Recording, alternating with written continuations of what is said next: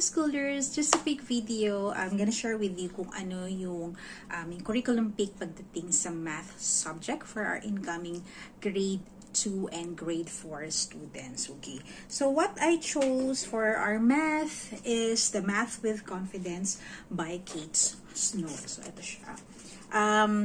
Sa US siya nabibili, but I bought yung PDF version para ma-print ko siya dito kasi mas medyo mahal kapag pinaship ko pa siya from US to the Philippines. So, Math with Confidence, meron siyang teacher's guide, and then for grade 2, meron siyang isang student workbook lang, and then for grade 3 and grade 4, meron siyang 2 workbooks. Ayan. So, na-print ko na some of the pages. Hindi pa ako tapos mag-print. Marami pa akong gagawin. So, these are just some of the pages na I'll just show it to you. Some of the pages na print ko for Math with Confidence. So, this is for grade 2. So, napapansin nyo na hindi pa siya back-to-back kasi ito ginamit ko na paper 70 GSM pa lang to. And then, I already started printing using 80 GSM. So, sa likod, yung, hindi ko pala na-punch. Meron akong ito, back-to-back. Ayan. So, this, marami rin siyang mga reviews sa Facebook, sa YouTube.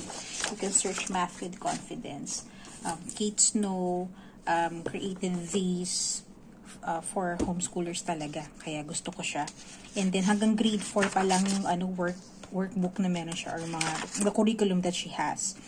So, for our grade 4 student, what I decided was to buy the grade 3 muna. Kasi, hindi pa kami tapos dun sa, itong grade 3 kasi siya, yung 3rd quarter and 4th quarter, hindi kami nag-dive deeper dun sa mga concepts kasi medyo nahihirapan siya. So, I've decided na, sabi ko, ito na lang first part of grade 4, balik kami dun sa grade 3. So, I decided to buy yung student workbook B muna for grade 3. Hindi ko pa napapunch, pero na-print ko na some of the pages. Lalagay ko na lang dito. Siguro pag natapos ko na yung printing, mag-flip through video na lang ako nung workbook. Okay. So, binili ko yung part B, and then I have to buy pa yung pareho sa kanila for their levels for the teacher's guide. Okay. So, ito, binili ko siya ng sale. So, parang pumapatak na $14 per workbook. Yun na pili ko. And then, the teacher's guide, usually nasa $30 yung teacher's guide. So, nag-iintay pa ako ng sale. Nag-iintay ako ng sale ulit para makabili ako online ng PDF version. What I like rin with Math with Confidence, when you buy yung PDF version, meron sila yung print-friendly. So, pag yung print-friendly, like ito, itong printin ko, hindi siya ganun kadami ng kulay. Kasi when you buy the workbook online, like sa Amazon, may kulay talaga yung papel, yung buong paper may kulay talaga. So, this one is the print-friendly version. Yun yung piniprint ko for my child. Ayan.